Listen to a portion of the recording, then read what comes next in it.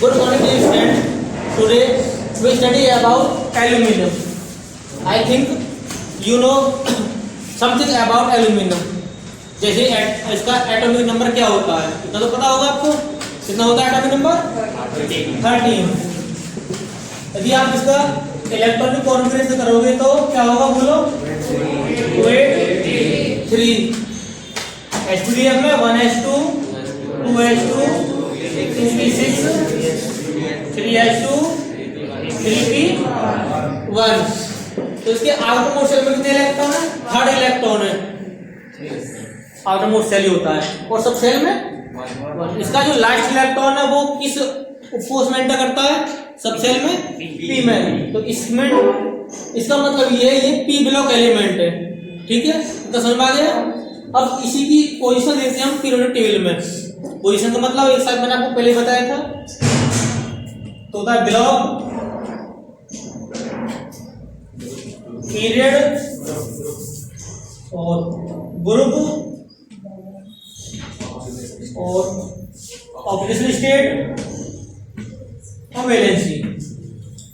इन 5 point है। 5 पॉइंटों के आधार पर हम इसकी पोजीशन पीरियोडिक टेबल में डिसाइड करते हैं। तो सबसे पहले आता है ब्लॉक। देखो इसका जो लास्ट इलेक्ट्रॉन है वो कहाँ एंटर करता है? p ब्लॉक में। तो जिस एटम का लास्ट इलेक्ट्रॉन जिस सब शेल में एंटर करता है वो उसी ब्लॉक का एलिमेंट होता है। तो इसका ब्लॉक क्या हो जाएगा? समझ में आ गया इतना। उसके बाद में पीरियड। यहाँ पर देखो नंबर ऑफ सेल कितने हैं? 3। तो जितने भी सेल होते हैं, जितनी कक्षा होती है उसका पीरियड होता है। तो 1 2 3। तो इसका पीरियड कौन सा हो गया? 3। उसके बाद आता ग्रुप। तो एक मुझे पहले बताया था आपकी क्लास में किसी स्टूडेंट ने, उन्होंने इसमें 12 ऐड किया था। ये सब नाम ध्यान नहीं है ना। तो जो मैंने बताया था, मैंने बोला था अगर आपको ये पता चला कि p ब्लॉक एलिमेंट है तो उसका जो सेल होगा लास्ट वाला उसमें अपनी तरफ से आप 10 ऐड कर दीजिए। कितना हो जाएगा? 30। तो उसका ग्रुप क्या हो जाएगा? 30। तो मेथड ये भी ठीक था। उन्होंने बोला था उस क्लास में किसी ने कि इस सब सेल में 12 ऐड कर दीजिए। तो वो इस बात हो जाएगी 12 और 13 हो जाएगा। तो ऐसे कर लो फिर ऐसे कर लो, दोनों प्रोसेस सेम है। उसके बाद आता है ऑक्सीजन स्टेट। उससे पहले 2 लाइनें टच करते हैं।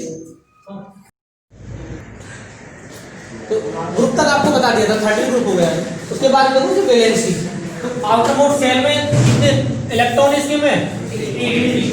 तो ये 3 इलेक्ट्रॉन ही पार्टिसिपेट करेंगे जिससे भी रिएक्ट होगा। तो इसकी वैलेंसी कितनी हो जाएगी? 3। अब आता है ऑक्सीडेशन स्टेट। तो ये 3 इलेक्ट्रॉनों को एक्सेप्ट कर सकता है या डोनेट करेगा? ये डोनेट करेगा। तो इट मींस इसकी ऑक्सीडेशन स्टेट क्या हो जाएगी? +3। इस वाले पॉइंट में कुछ प्रॉब्लम हो तो पूछ लो। अरे 2 लाइन टच कर सर ठीक है।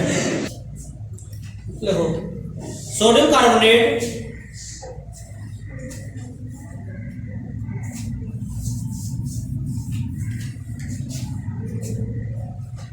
And bauxite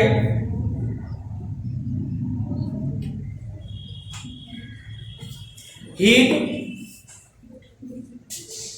at 1240 Kelvin temperature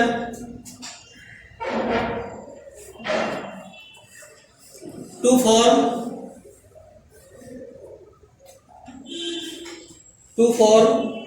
sodium aluminate.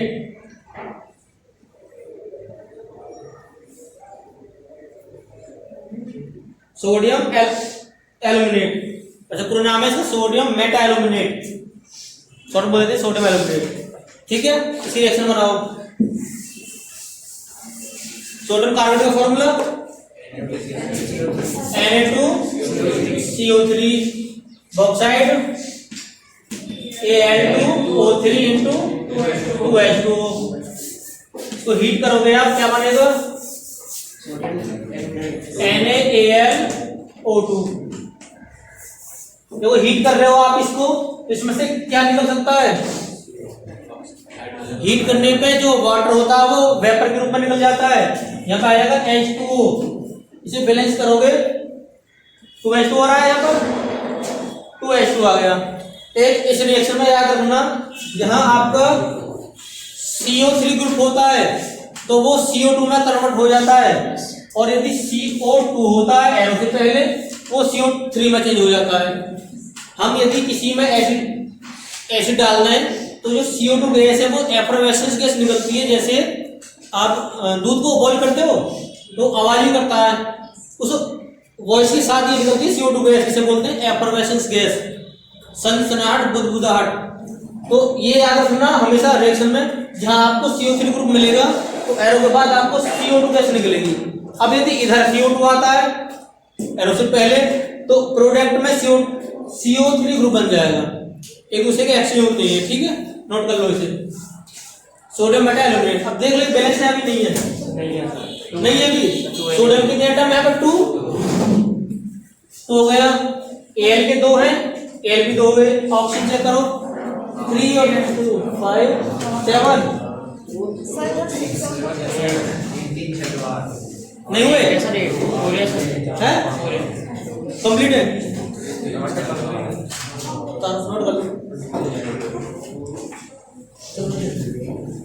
Note करो सर इधर तो 6 है, उधर 4 है। किसके किसका कंप्लीट देखो आगे, sodium meta aluminate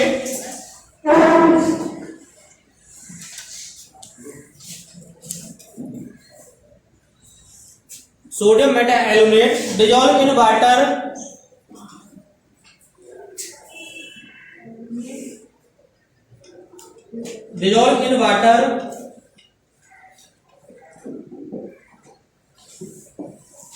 and produce CO2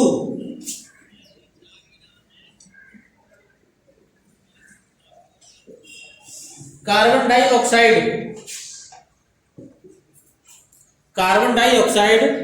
to form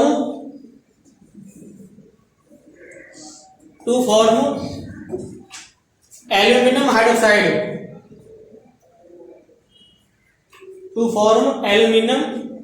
hydroxide. दो रिएक्शन को NaAlO2, इसका एक्वा सॉल्यूशन लिया आपने और उसमें क्या प्रोड्यूस कर रहे हो आप, CO2 गैस। देखो अभी आपको मैं एक पॉइंट बता रहा था कि जहां CO2 अगर एरो से पहला आता है रिएक्टेंट में तो प्रोडक्ट को क्या बन जाता है CO3। इसकी ऑक्सीजन स्टेट क्या होती है -2। अब साथ क्या ऐड कर सकते हो तुम, पॉजिटिव, क्योंकि एल्यूमिनियम हाइड्रोक्साइड बनाना आपको AlOH बन गया, तो एल्यूमिनियम को तो आपने हाइड्रोक्साइड के साथ ऐड कर दिया। अब क्या पॉजिटिव बचा इधर Na बचा, तो अब Na को इसके साथ ऐड कर दो, इसकी ऑक्सीजन स्टेट +1, इसकी -2। अब इक्वल नहीं है तो क्या करोगे आप, Na के नीचे उसका ट्वाइस कर दो, 2 1 2 पॉजिटिव हो गए, 2 ही नेगेटिव हो गए, तो सोडियम कार्बोनेट बन गया। अब इधर देखो बनना एल्यूमिनियम हाइड्रोक्साइड, तो इसकी ऑक्सीजन स्टेट होती है +3 और इसकी क्या इक्वल है दोनों, अभी नहीं है तो क्या करोगे यहाँ पर एक्सरसाइज कर दो, 3 1 3 -3 पॉजिटिव। अब इसे बैलेंस कर लो, बैलेंस कहां करोगे, देखो Na कितने एलिमेंट है यहाँ पर, तो Na के यहाँ पर दोगे। ठीक, उसके बाद Al कितना हो गया 2, Al2 हो गया। अब चेक कर लीजिए, हाइड्रोजन के 6 है, यहाँ पर 6 है तो आप यहाँ पर 6 कर लीजिए, हो गए 6। अब ऑक्सीजन चेक कर लो कितनी हो गई, कितनी हो गई 4 और 3 7 और 2 9, 6 और 3 9। नोट कर लो मल्टीप्लाई में इसकी, हाँ जो ये हम आगे जो भी संख्या नंबर लगाते हैं उसकी मल्टीप्लाई सम हो जाती है। एल्यूमिनियम के 2 है, ऑक्सीजन हो जाएगा 3 मिनट 6। सर बीच में मल्टीप्लाई नहीं कैसे नहीं।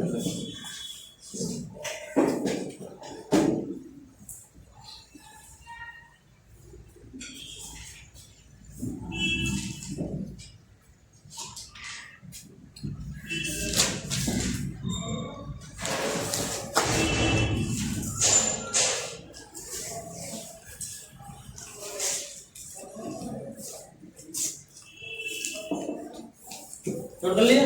देखो ऑन हीटिंग, अब इसे हीट कर रहे थे, अब इसको भी हीट करोगे अलग से। On heating aluminium hydroxide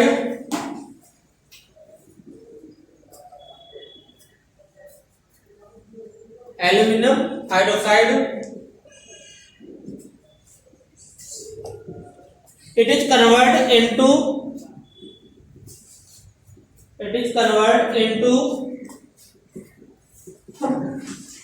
aluminum।